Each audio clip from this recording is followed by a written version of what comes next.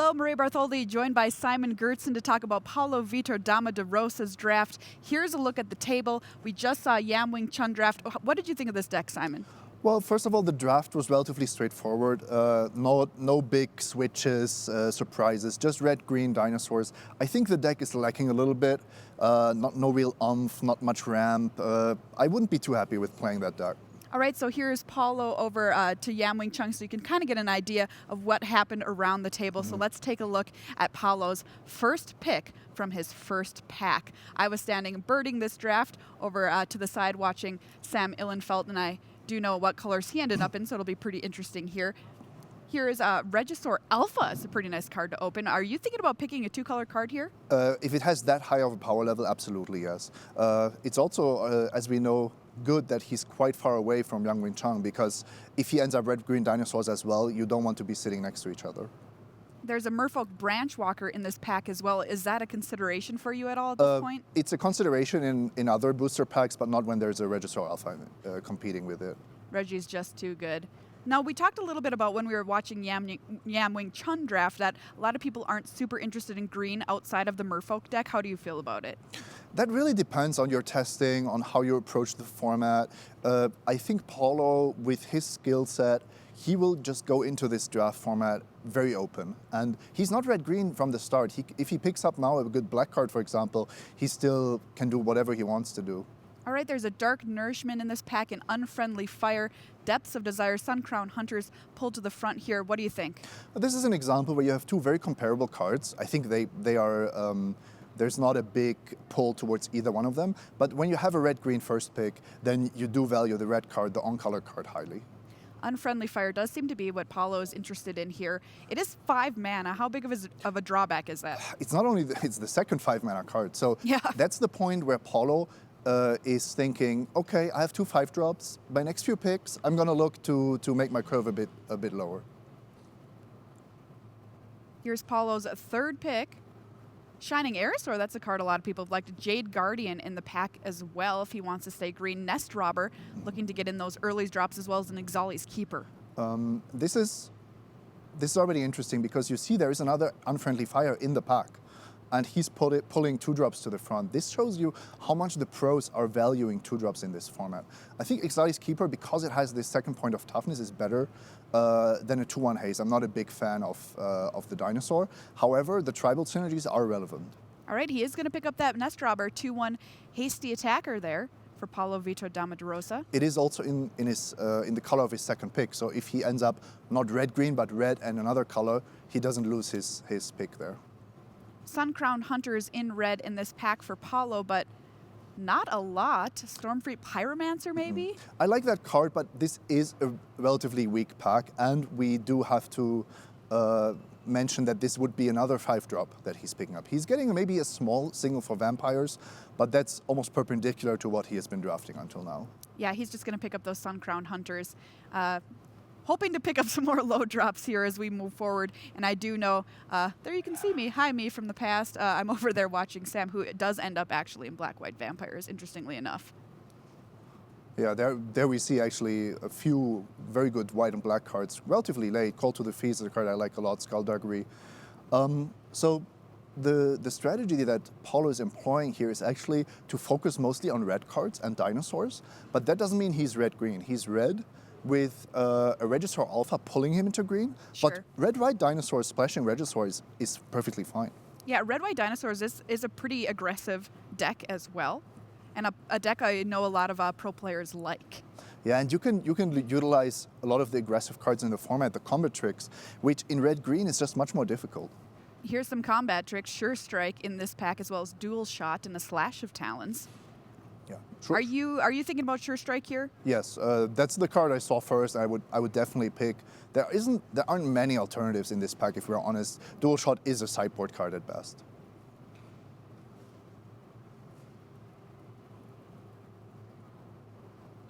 Paulo's next pick here, we've got a Fire Shrine Keeper, Ixali's Caller.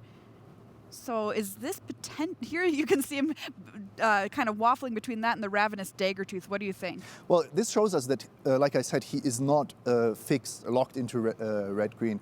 The question is, how highly do you actually value a 0/3 that ramps you. And this, I can understand that this is not a card that's high on his list, because when you're red-white dinosaurs, you want to be aggressive. You don't want to be ramping. You want your early drops to be attacking.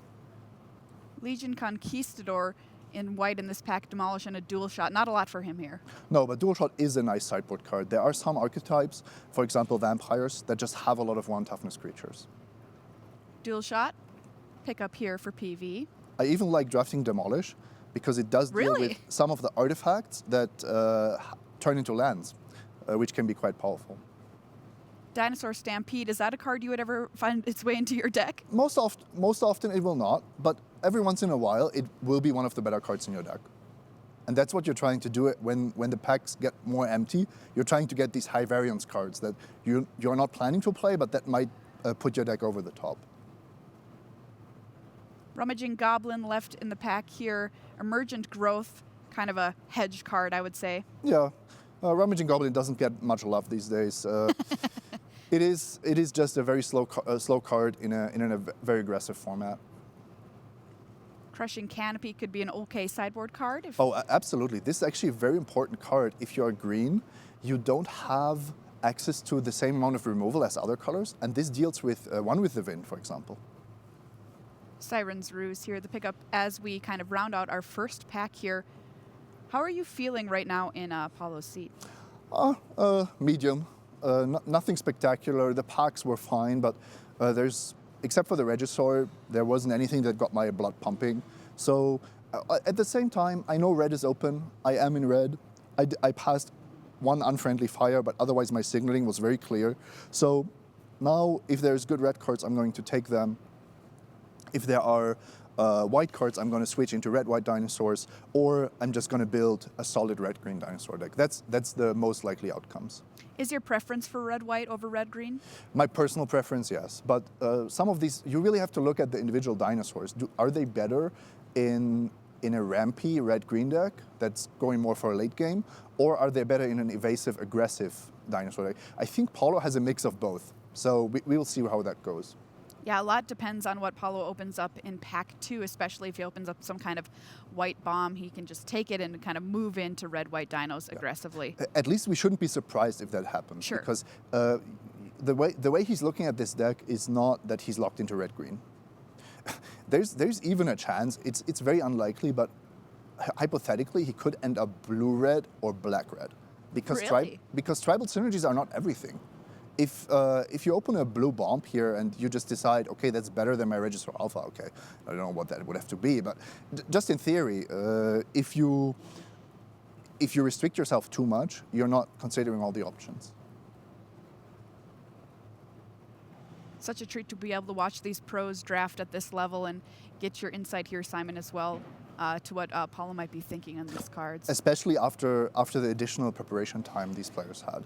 Absolutely. You can really tell PV, one of the best players in this room, no questions about that. Preparing with limited masterminds like Ben Stark and Martin Juza, that's just a treat. How about a charging Monstrosaur for you here, Simon? Yeah, that's exactly what you want. It also delays the question what your second color is. That's one of the biggest payoff cards for dinosaurs overall. It's not a very subtle card, Maria. No, it just smashes for 5 the turn it comes down. But it's very flavorful. That's what a dinosaur would do, I would imagine, if it got the chance. This is just straight out of Jurassic Park. Yeah. I looked down, I saw my water glass kind of going boom, boom, boom. Charging Monstrosaur is the pickup here for Paulo Vitor Damo da Rosa. Pretty solid finish after day 1. Our last Pro Tour champion as well. Looking to maybe make back-to-back here at Pro Tour Ixalan. And how about that, a lightning strike? Yeah, we've talked about the importance of 2-drops, and Lightning Strike actually has a dual role. It can be a 2-drop because it trades with your opponent's 2-drop, but it also is a removal for an evasive creature in the late game, something that especially red-green dinosaurs sometimes has trouble with. So there's a Lightning Strike in this pack, also a Fathom Fleet Firebrand. Stormfleet Pyromancer, I think I saw as well, but I think it's a pretty easy Lightning Strike here for Paulo. We can discuss how high Fathom Fleet Firebrand is on the list of red commons, but even if it's number one, it's just worse than Lightning Strike. I don't think anybody would ever not take Lightning Strike here. There's a Nest Robber, a Sure Strike in the pack, another Dinosaur Stampede, and something like a Pirate's Cutlass. A lot of people love this card. Does it go in this deck? You have really only dinosaurs, and if you don't get the additional 2 mana when you play it, it is much worse than in a dedicated pirate deck. That said, I'm not a big fan of Nest Robber, and I'm not looking to play 2 Dinosaur Stampedes. So depending on how Paulo feels, I think taking Pirate's Cutlass as a potential card for your deck and weakening pirate decks at the table would be a reasonable decision. Right, we are drafting in pod here. It's a lot different than drafting in a league on Magic Online. You have to be aware of what your opponents are doing. And there's a Pounce in this pack. Is that a draw for you? Yes, absolutely. That's kind of the moment where I'm happy to draft Pounce. I'm not happy to pick it early on because I never know if my green decks will have these beefy creatures to make Pounce good, or if I will have the tricks to make sure that I don't get blown out. And now if you're red-green dinosaurs, you have a charging monster sword, you have a Regisaur Alpha, then Pounce is going to be good. And we talked about, we've been talking this weekend about how Pounce, normally you would just kind of slam it included in all of your green decks, but it doesn't really go in Merfolk as well. No, Merfolks are relatively small compared to dinosaurs, which makes sense. And then if you Pounce, you're often 2-for-1ing yourself. Oh, Vance is blasting cannons. We saw this earlier in Yamwing Chung's draft. Here it is making its way around the table to Paulo. Is this what you want to take? Yeah, that's very close to a bomb rare, I would say. Just generating card advantage. And if you ever get it to flip, which can be kind of tricky, you have to plan ahead for that, then it's just completely absurd. Oh yeah, I've been Vance's blasting cannons before, which I don't know if that's an actual word. Now it's a term. But it's happened to me where somebody was able to flip it and then deal the damage to me twice and untap the land with something like a Blossom Drive. It was sick. The last time I played it, I didn't manage to flip it, and I felt really bad, but playing 2 cards a turn would still won me the game. So. There's another one in this pack. Do you take the second one? Why not? I mean, if you build a deck where one of them is good, I can't really see 2 of them being bad. Of course, we could argue now semantics. What if you draw 2 of them? But it is a bomb rare. And actually, this draft is not very Ixalan-like. It's a really regular draft. Red is open. I'm red. I have the potential to be a second color, which is most likely going to be green. But if the table's shipping me red cards, I'm going to take them. Oh, look at Paulo here, deep in the tank. There's a Priest of the Awakening Sun in this pack. Is this going to push you maybe towards white? I don't think this card is something that he would swap colors for. Okay. It's fine to take it here because with the power level of cards he has picked up, there's no need to be concerned about playables at all. He can hedge his bets a little bit and just be open for pack 3. Suncrown Hunters in this pack for Paulo, potentially a hijack. Is that a card you like in this format? If I'm playing the dinosaur deck, I'm actually afraid that people will play it against me. Sure. I don't want to play it in my less aggressive decks. Yeah, he's just going to pick up a second Suncrown Hunters here. Tillinolly's Skin Shifter in this pack and a Frenzied Raptor. Pretty good 3-drop.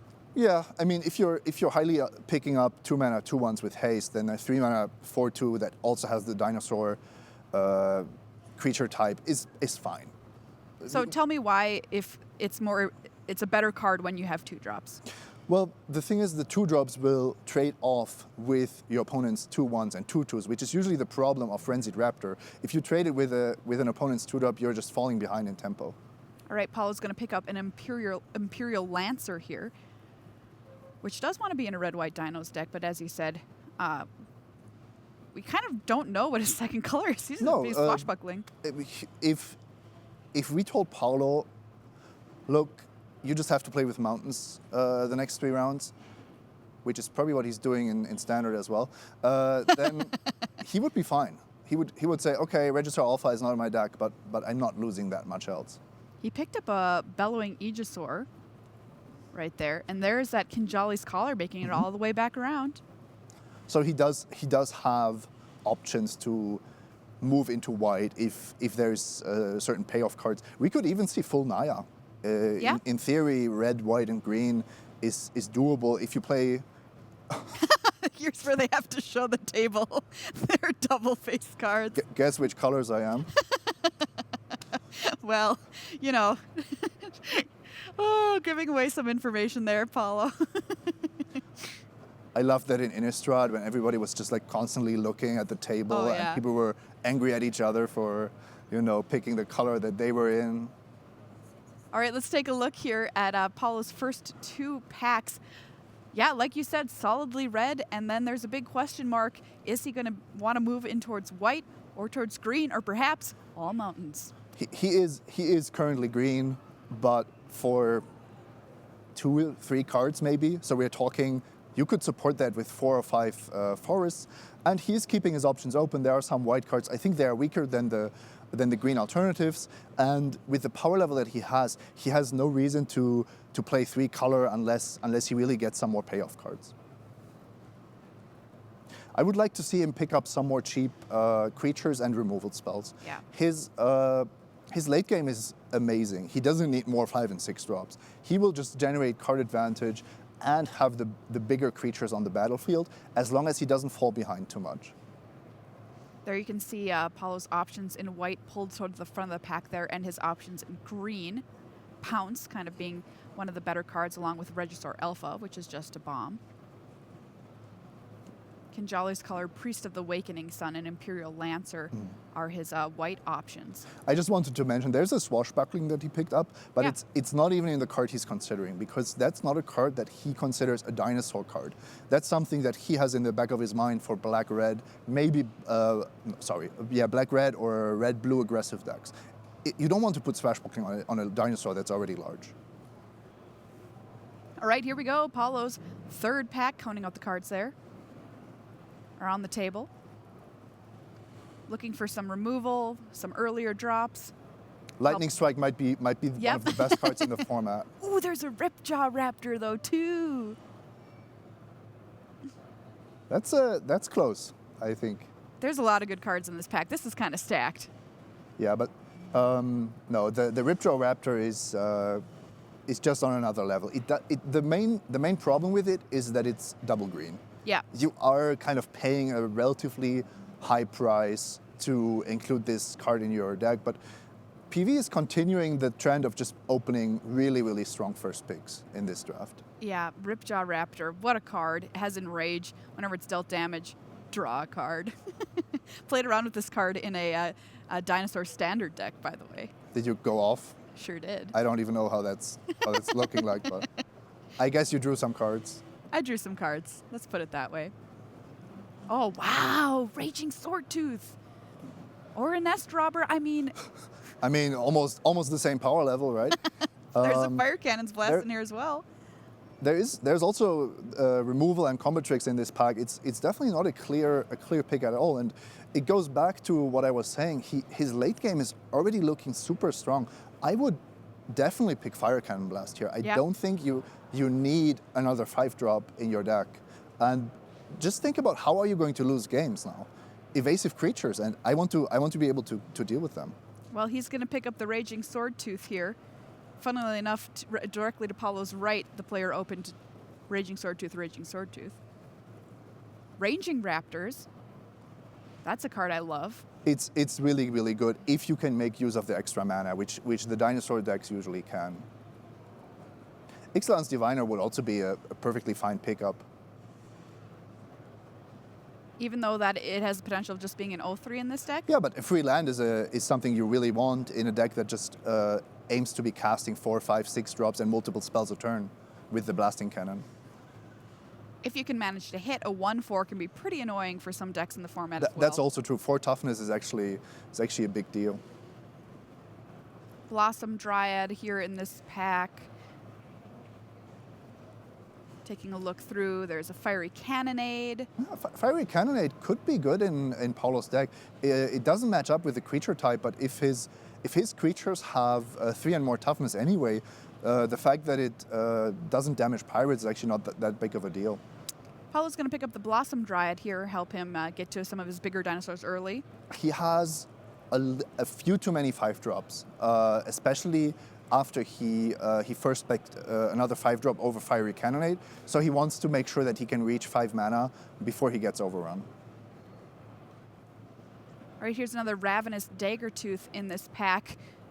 I think there's a mythic rare in this pack left too. Awakening Sun's avatar back there. Well, he's not too worried about that, probably. No, he's not. I think what's going through his head is just, am I really going to play this card, or is there some equity in taking a card outside of my colors because somebody might play it against me? But in the end, these kind of considerations, we're talking about fraction of a percent of win percentage. Call to the Feast still in this pack. Crash the Ramparts and another dual shot. No, we have to, when we see the matches, we have to see who got all the Vampire payoff cards, because they are going late. I like Dual Shot as a sideboard card, I think I said that before, but Crash the Ramparts is an effect that he doesn't have access to yet. He's picking up the dual shot here, and he does have a couple of, Sun Crown Hunters. Is Enrage something he might be thinking about? Sun Crown Hunter, that's an Enrage trigger that he doesn't really care so much about. But if he can get a basic land with a dual shot out of his deck, that's something that's super valuable.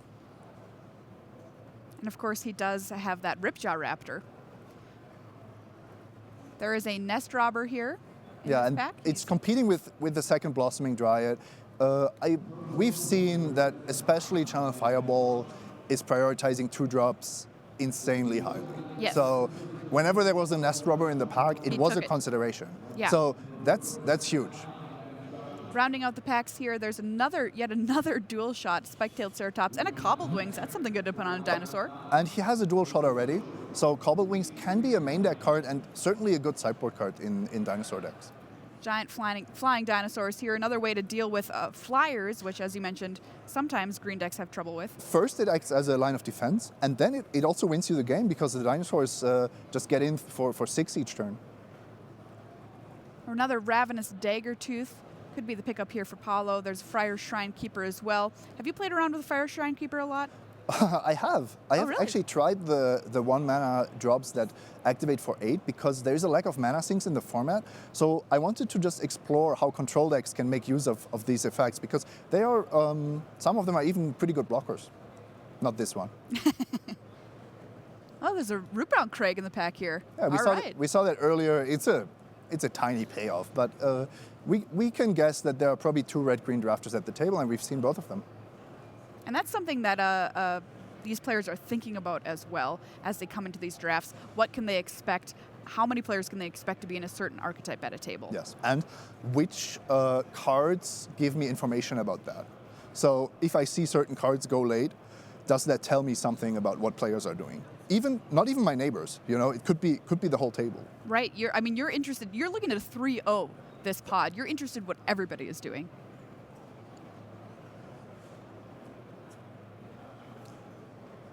That went quite well, Maria. Yeah, how do you find his deck, Simon? It's super powerful. If you compare the 2 drafts, Paulo has basically the same strategy, but he has the ramp. He has more rares. He also has Charging Monster Sword. He valued his curve very highly because he could afford to. He has removal, and ultimately, I don't like Nest Robber as much as he does.